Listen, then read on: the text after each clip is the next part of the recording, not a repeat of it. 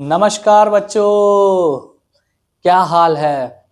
तो उम्मीद है सभी लेक्चर्स वन शॉट के आपको बहुत ही पसंद आ रहे होंगे। और आज के इस लेक्चर में हम लोग स्टार्ट करने वाले हैं ह्यूमन आई, यानी मानव नेत्र। और इस एक लेक्चर में ये पूरा टॉपिक हम लोग कंप्लीट करेंगे। और कंप्लीट करने के साथ साथ हम देखेंगे कि इस टॉपिक में बड़ा ही मजा आने वाला है आपको। और जैसे पिछले लेक्चर्स आपको बहुत ही अच्छे लगे, उसी प्रकार से ये लेक्चर्स भी बहुत ही अच्छे लगेंगे। तो स्वागत करता हूं मैं आपका अपने प्यारे से channel concept physics by Mayank Pandey, और स्टार्ट करता हूं आज का लेक्चर। तो ह्यूमन आई क्या होता है? What is human eye? Human eye बेटा, it is a sensory organ which help us to see the physical world. Human eye एक टाइप का हमारा सेंसरी ऑर्गन होता है, यानी इसको हिंदी में बोलते हैं बेटा मानव नेत्र।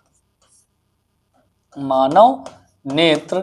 और ये क्या होता है? Sensory organ. सेंसरी ऑर्गन का मतलब हमारे पास सिर्फ 5 सेंसरी ऑर्गन्स है: आंख, नाक, कान, स्किन एंड टंग। और सेंसरी ऑर्गन करता क्या है? हमको फिजिकल वर्ल्ड से जोड़ता है, यानी जो भौतिक जगत है, हमारे इर्द गिर्द आसपास पड़ोस की चीजों के साथ हमको कनेक्ट करता है। अच्छा ये बताइए, अगर मैं जो बोल रहा हूं आपको नहीं सुन पाए, आप नहीं सुन पाएंगे, तो क्या आप मुझसे कनेक्ट हो पाएंगे? नहीं हो पाएंगे। तो ईयर आपका बहुत बड़ा रोल निभाता है। अगर आप हमको देख नहीं पाएंगे तो क्या आप कनेक्ट हो पाएंगे? नहीं हो पाएंगे। हम आपको स्पर्श करें और आपको पता ना चले तो क्या आप कनेक्ट हो पाएंगे? नहीं हो पाएंगे। हम कुछ अच्छी सी डिश बनाते हैं, आपको खिलाते हैं, उसका कोई टेस्ट ही ना आए, यानी गोबर खा लो या फिर क्या कहते हैं अच्छी चीज खा लो, सबका टेस्ट सेम हो जाए, तो क्या कोई मतलब रह जाएगा? क्या आप कनेक्ट हो पाएंगे और फिजिकल वर्ल्ड से? नहीं हो पाएंगे। ठीक है, मतलब गोबर नहीं खाना है, ऐसी बात नहीं है, अच्छी चीजें खाना है, जस्ट फॉर एग्जाम्पल। ठीक है, समझ गया? तो इसको क्या कहेंगे? ह्यूमन आई। अब बात करते हैं स्ट्रक्चर ऑफ ह्यूमन आई की। तो ह्यूमन आई का स्ट्रक्चर क्या है, इसकी बात करेंगे। और ह्यूमन आई का स्ट्रक्चर जो है वो हम लोग डिस्कस करेंगे। तो ह्यूमन आई क्या होता है बेटा? ह्यूमन आई एक ऐसे गोल सा ऑब्जेक्ट होता है। आगे का जो ये पार्ट होता है, आगे का जो ये पार्ट होता है, ये थोड़ा सा ऐसे उभरा हुआ होता है। और ये हम आंख को निकाल करके, ये क्योंकि ये एक बॉल जैसा है, उसको ऐसे कट कर दे रहे हैं। वर्टिकल कट करने के बाद ये स्ट्रक्चर हमको देखने को मिलेगा अंदर की ओर। तो यहाँ पे सबसे पहले क्या होता है, यहाँ पर एक लेयर पाई जाती है जिसको क्या बोला जाता है? स्क्लेरिया। स्क्लेरा। स्क्लेरा का मतलब ये सबसे आउटर लेयर होती है। और स्क्लेरा जो होती है, इसको हिंदी में दृढ़ पटल भी कहते हैं। दृढ़ पटल, क्या बोलते हैं इसको? दृढ़ पटल। इसका काम क्या होता है? ये सबसे आउटर लेयर होती है, व्हाइट कलर की। आंखों के किनारे देखिए व्हाइट व्हाइट है ना, तो ये व्हाइट कलर की लेयर होती है। और इसका काम क्या होता है? नेत्र को सुरक्षा, यानी इसको प्रोटेक्शन प्रोवाइड करना। ठीक है। स्क्लेरा के अंदर एक और लेयर होती है, इसको कहा जाता है,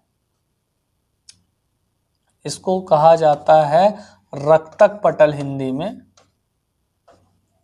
रक्तक पटल। ठीक है। रक्तक पटल में क्या होते हैं? हमारे जो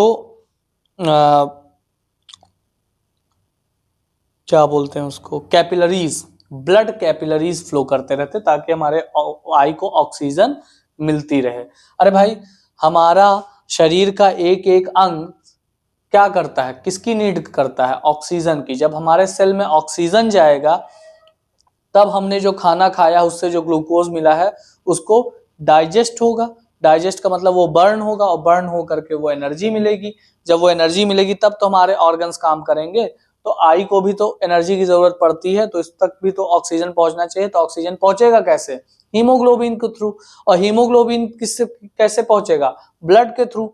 तो इसलिए इसको भी क्या चाहिए? इसको भी चाहिए ऑक्सीजन। तो ऑक्सीजन कहां पर प्रेजेंट होता है? इस रक्तक पटल में। ठीक है। इस लेयर का इंग्लिश में नाम अभी मुझे याद नहीं, अभी मैं बताता हूं आपको थोड़ी देर में, मे बी अगर याद आ गया तो, अदरवाइज डिस्क्रिप्शन में डाल दूंगा मैं, ठीक है। दूसरा, या आप ही ढूंढ लीजिए, कुछ मेहनत आप भी कीजिए यार, ठीक है। उसके बाद इसके नीचे जो लेयर होती है उसको क्या कहा जाता है, रेटिना कहा जाता है। हिंदी में भी और इंग्लिश में भी इसको क्या बोला जाता है, रेटिना ही बोला जाता है, ठीक है। ये तो हुई लेयर्स की बात। अब लेयर में फिर सबसे आगे की जो पार्ट है, जो सबसे आगे का पार्ट है वो क्या है, ये थोड़ा सा ऐसे उभरा हुआ है, इसको क्या बोला जाता है, इसको बोला जाता है कॉर्निया। इसको क्या बोला जाता है बेटा, कॉर्निया। हिंदी में भी और इंग्लिश में भी इसको क्या बोला जाता है, कॉर्निया बोला जाता है। कॉर्निया के जस्ट पीछे एक कलर्ड स्ट्रक्चर, कलर्ड मेम्ब्रेन पाई जाती है, जिसको क्या बोला जाता है, आइरिस। आइरिस में मिलेनिन नाम का पिगमेंट होता है। आइरिस में क्या होता है, मिलेनिन नाम का पिगमेंट पाया जाता है, ठीक है, जिससे आंखों का कलर डिसाइड होता है। जिससे क्या होता है, कलर डिसाइड होता है, किसका, हमारी आंखों का।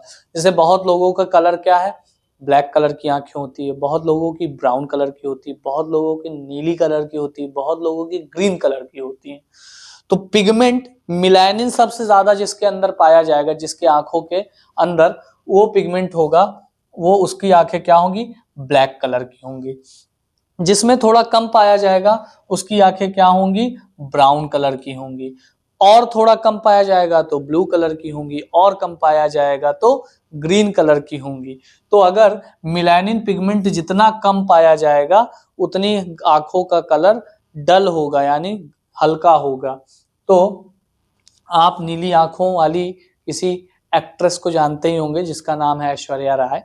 उसकी आंखें नीली हैं, तो वो जो आंखें हैं उसकी नीली इसलिए है क्योंकि उसके पास मिलेनिन की कमी है, ठीक है। वो खूबसूरती नहीं है, वो मिलेनिन की कमी है, ठीक है। तो मिलेनिन की कमी की वजह से इस पिगमेंट की कमी की वजह से कलर जो होते हैं आंखों के वो बदल जाते हैं। और ये पिगमेंट कहाँ पाया जाता है, आइरिस में पाया जाता है।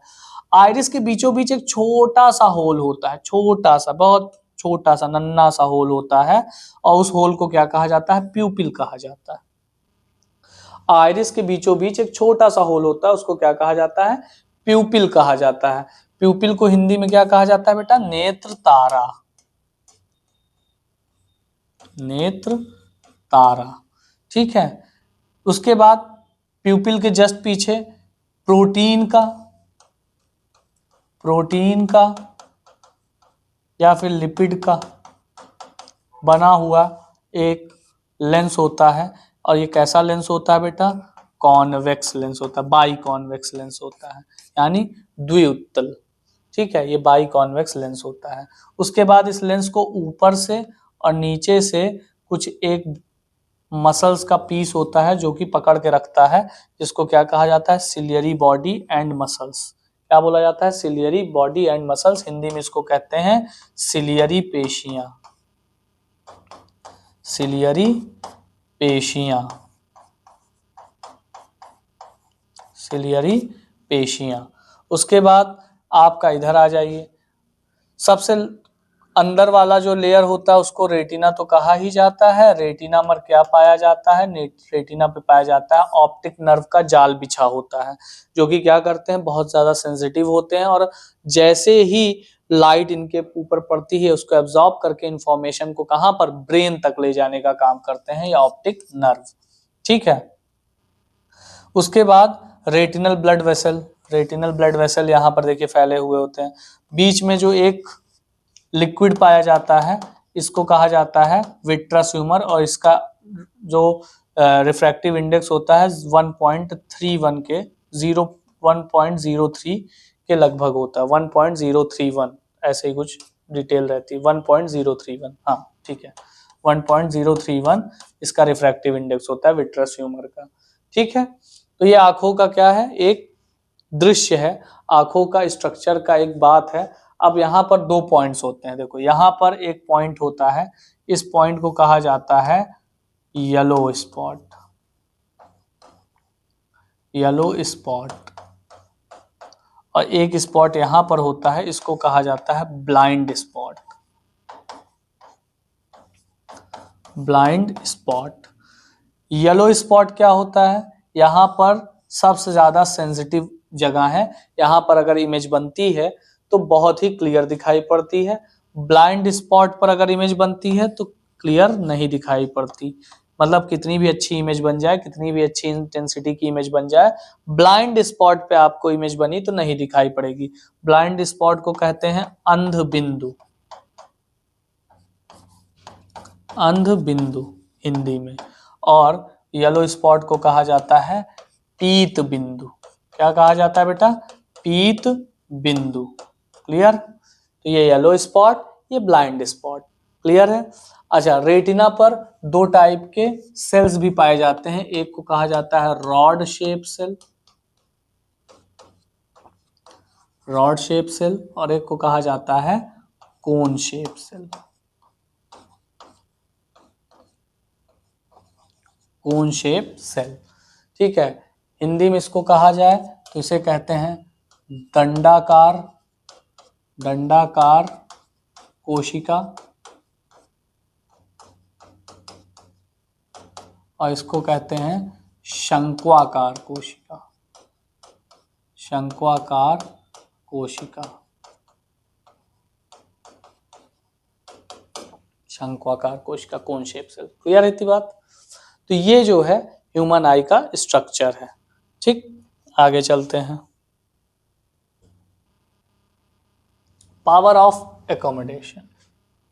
अच्छा, एक चीज और रुको, यहाँ पर जो क्या कहते हैं आइरिस होता है, आइरिस का जो मसल होता है उसके अंदर एक और क्वालिटी होती है, ये अपने आप को कॉन्ट्रैक्ट कर सकती है, कॉन्ट्रैक्ट, और ये अपने आप को क्या कर सकती है? इलोंगेट कर सकती है। ठीक है, कॉन्ट्रैक्ट भी कर सकती है और इलोंगेट भी कर सकती है। कैसे? देखो, इलोंगेट करने का मतलब ये होगा कि ये फैला सकती है, कॉन्ट्रैक्ट करने का मतलब ये क्या कर सकती है? सिकोड़ सकती है। जब आप ज्यादा इंटेंसिटी की लाइट में होंगे, यानी जहां बहुत ज्यादा प्रकाश होगा, तो जब बहुत ज्यादा प्रकाश होगा तो ये अपने को क्या करेगी? कॉन्ट्रैक्ट कर लेगी। कॉन्ट्रैक्ट करने पर क्या होगा कि पीपल का साइज छोटा हो जाएगा, यानी कम रोशनी आपके आंखों के अंदर जाएगा। और जब ये क्या करेगा?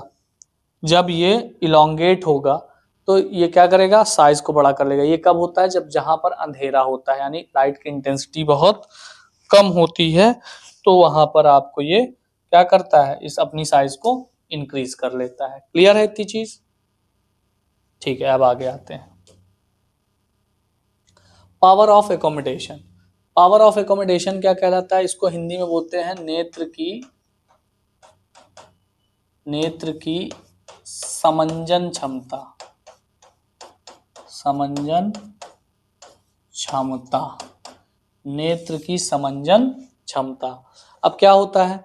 जैसे मान लीजिए आप क्या करते हो, जब भी आई के अंदर आपको क्लियर इमेज तभी दिखाई पड़ेगी जब आपका इमेज कहाँ पर बना हो? आपका इमेज रेटिना पर बनता है। मतलब जैसे ये मान लीजिए आपका आई है, तो आई में जब तक इमेज आपका रेटिना पर नहीं बनेगा, रेटिना पर नहीं बनेगा, तब तक आपको वो क्लियर विजन नहीं आएगा।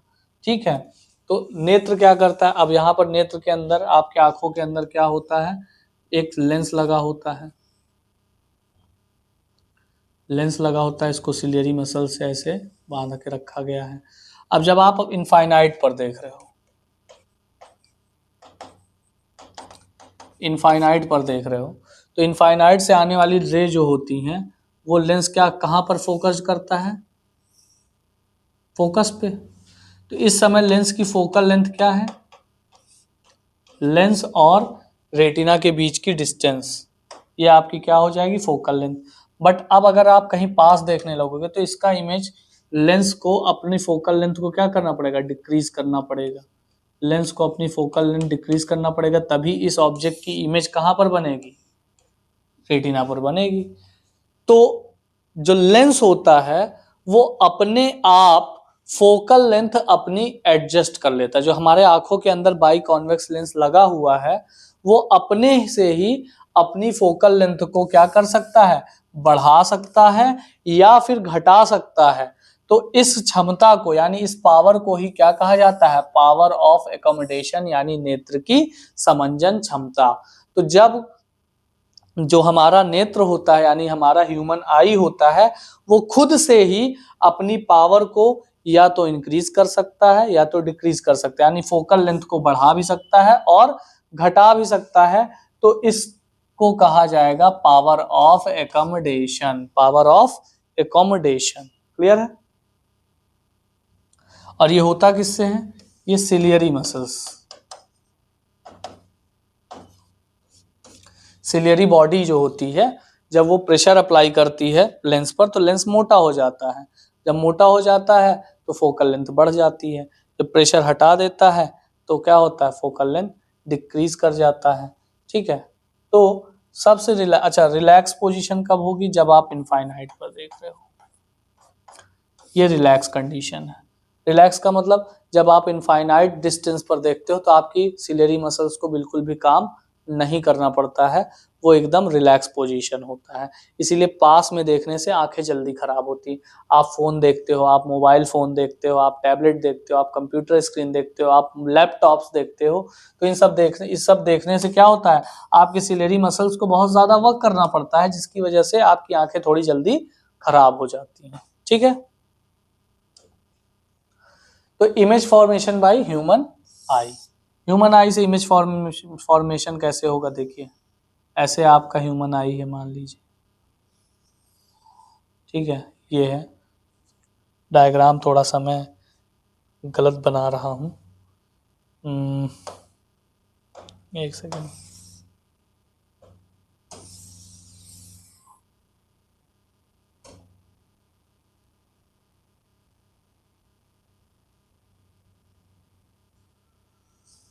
चलिए,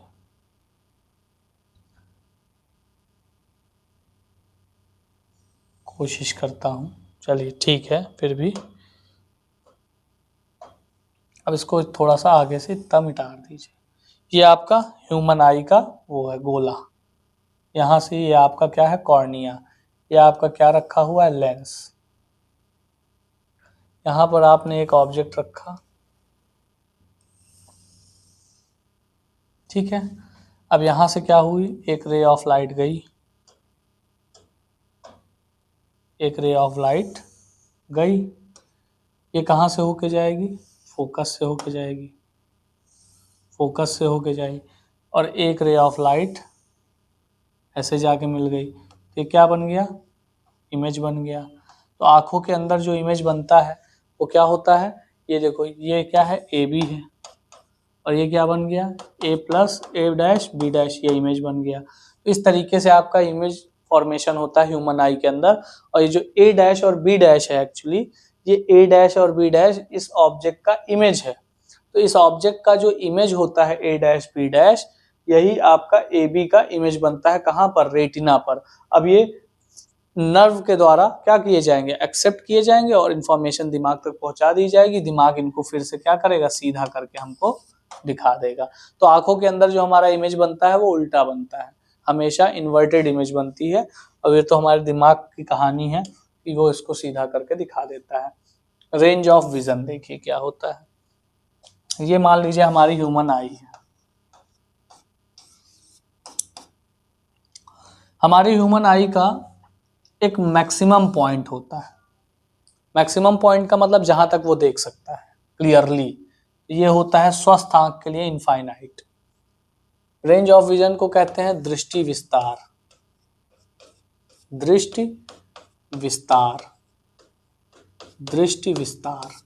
ठीक है, दृष्टि विस्तार का मतलब मैक्सिमम जहां तक देख सकता है उसको क्या कहते हैं? दृष्टि विस्तार, यानी ये इनफाइनाइट पॉइंट। उसके बाद एक शॉर्टेस्ट पॉइंट होता है जहां तक वो क्लियर देख सकता है। ये एक स्वस्थ आंख के लिए होता है 25 सेंटीमीटर। इसको कहते हैं least distinct vision of least distance. ठीक है, मतलब कि 25 सेंटीमीटर। अब ये जो सबसे लॉन्ग वाला पॉइंट है इसको कहते हैं दूर बिंदु, दूर बिंदु। ठीक है, डिस्टेंस पॉइंट। और ये क्या है? निकट बिंदु, निकट बिंदु यानी शॉर्ट पॉइंट। निकट बिंदु और दूर बिंदु के बीच के ही रीजन को, रीजन मतलब क्षेत्र, इस क्षेत्र को ही क्या कहा जाता है बेटा? दृष्टि विस्तार यानी रेंज ऑफ विजन कहते हैं, यानी इसको ही क्या कहा जाता है? दृष्टि विस्तार कहा जाता है। यानी एक स्वस्थ आंख के लिए दृष्टि विस्तार कहां से कहां तक होता है? 25 सेंटीमीटर से लेकर के इनफाइनाइट तक, इसको कहते हैं दृष्टि विस्तार। क्लियर रहती बात? आगे चलते हैं। डिफेक्ट्स इन ह्यूमन आई। मानव के नेत्र में कई प्रकार के डिफेक्ट्स हो जाते हैं, जिसमें से पहला डिफेक्ट है मायोपिया, इसको कहते हैं शॉर्ट साइटनेस। शॉर्ट साइटनेस या मायोपिया, या फिर हिंदी में इसको बोलते हैं निकट दृष्टि दोष। निकट दृष्टि दोष, निकट दृष्टि दोष, निकट दृष्टि दोष। क्लियर? ठीक है, निकट दृष्टि दोष। अब शॉर्ट साइटनेस को निकट दृष्टि दोष कहते हैं। इसी तरीके से हाइपरमेट्रोपिया है, प्रेसबायोपिया है, कलर ब्लाइंडनेस है, एस्टिग्मेटिज्म है, कैटरैक्ट है। एक एक करके सबकी बात करेंगे। सबसे पहले हम आते हैं मायोपिया पे। तो मायोपिया एक ऐसी दूरी दिक्कत है, मायोपिया जो होती है यानी शॉर्ट साइटनेस यानी निकट दृष्टि दोष, ये एक ऐसी बीमारी होती है कि इसमें मनुष्य को निकट का सब कुछ दिखता है परंतु दूर का कुछ भी नहीं दिखता। यानी नियर ऑब्जेक्ट्स उसको अच्छे विजन होते हैं, मतलब नियर ऑब्जेक्ट्स वो अच्छे से देख सकता है, बट दूर का उसको कुछ नहीं दिखता है। तो इस टाइप की बीमारी को क्या कहा जाता है? मायोपिया कहा जाता है। मायोपिया का कारण क्या है? व्हाट इज द कारण? कारण का मतलब क्या कॉज है डिफेक्ट के? तो नंबर 1, लेंस की फोकल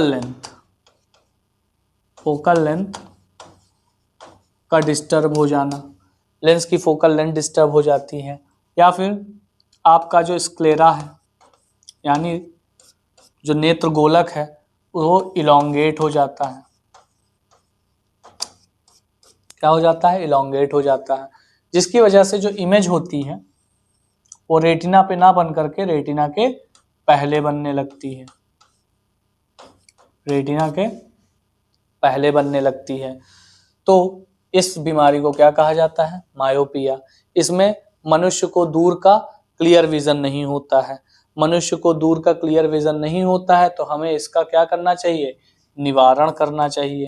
निवारण का मतलब क्या? इसका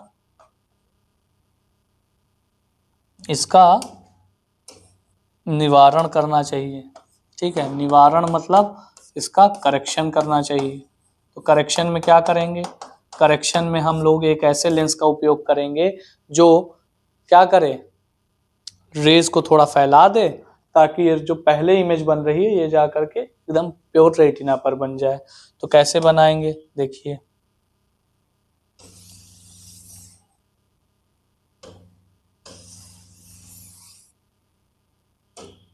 कैसे बनाएंगे? देखिए,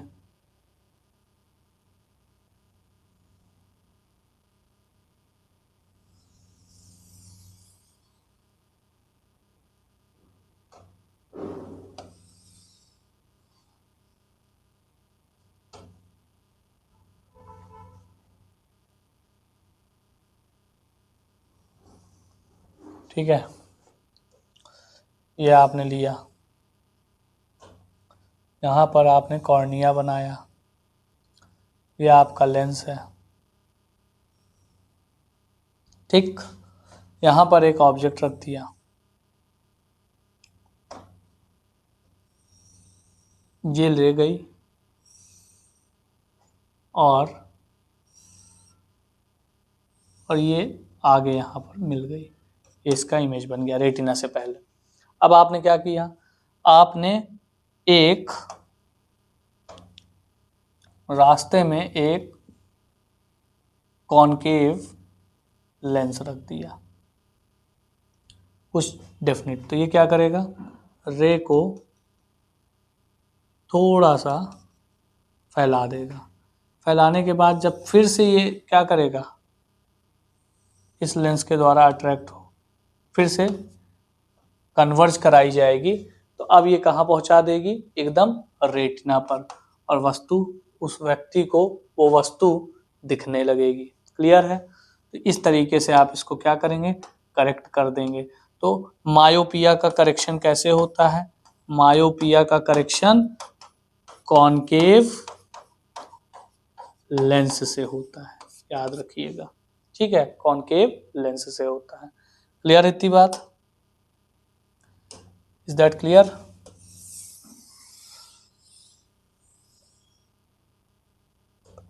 आगे बात करते हैं। दूसरा है हाइपरमेट्रोपिया।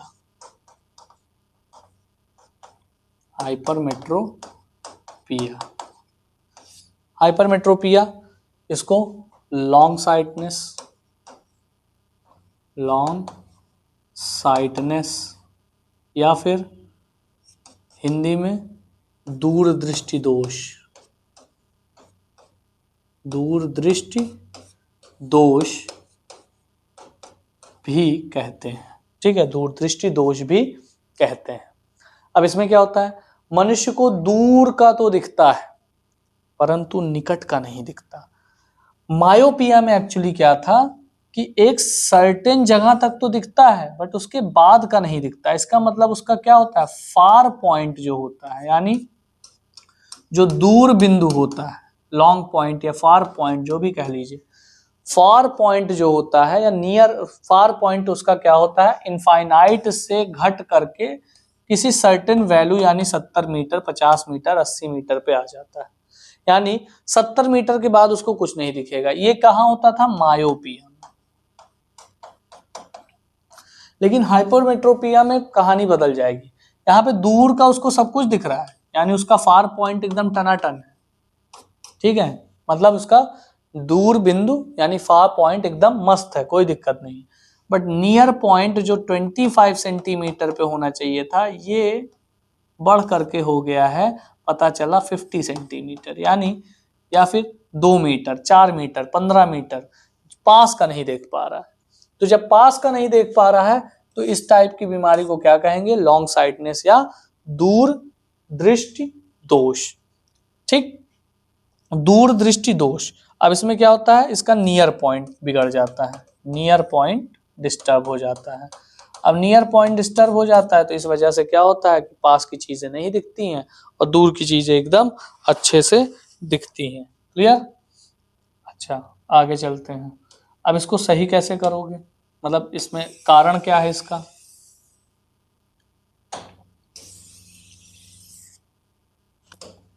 कारण क्या है? पहला कारण है,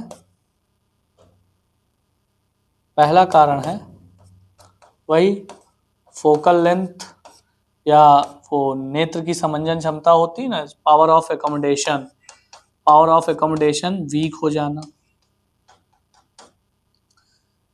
स्क्लेरा जो होती है, स्क्लेरा का पीछे से चपटा हो जाना।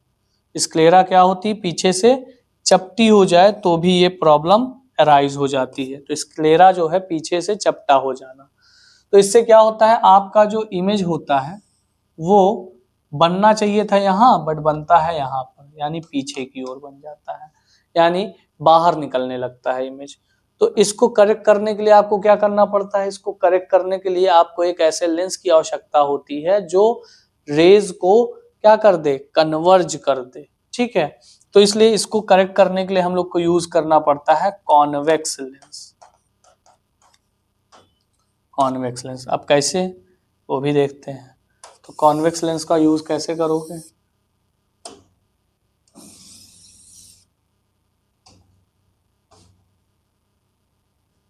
फिर से एक ये बनाया,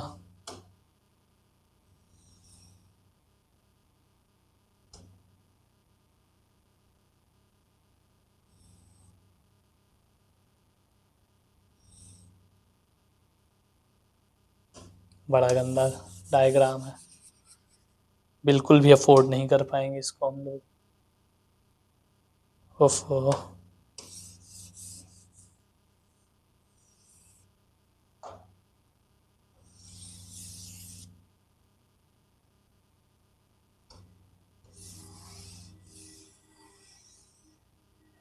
यहाँ तक सही है। ठीक है, अब ये सही है। ठीक है, ये आपका स्क्लेरा बन गया। स्क्लेरा बनने के बाद यहाँ पर एक ऑब्जेक्ट रखा, यहाँ पर आपका क्या लगा हुआ है, लेंस। यहाँ से एक रे ऑफ लाइट गई, रे ऑफ लाइट जा करके यहाँ पर मिल गई। ये क्या बन गया, इसका इमेज। इस ऑब्जेक्ट का इमेज कहाँ बना, बाहर जाने लगा। अब एक्चुअल में बाहर नहीं जाता है, ये यहीं पर बस ऐसे ही हो जाता है। अब होता क्या है, इमेज नहीं बन पाता, तो आप क्या करेंगे, यहाँ पर एक कॉन्वेक्स लेंस रख देंगे। ये क्या करेगा, इस रे ऑफ लाइट को हल्का सा क्या करेगा, कन्वर्ज कर देगा। कन्वर्ज करने पर ये इमेज कहाँ बनेगी, एकदम जा करके रेटिना पर जा करके मिल जाएगी, और यहाँ पर आपका क्या बना देगी, इमेज फॉर्म कर देगी। तो वो ऑब्जेक्ट क्या होगा, ऑब्जेक्ट आपको दिखने लगेगा। तो इस तरीके से इसका करेक्शन करते हैं, किसका, हाइपरमेट्रोपिया का, यानी लॉन्ग साइटनेस का। ठीक है, अगली बीमारी है आपका प्रेसबायोपिया।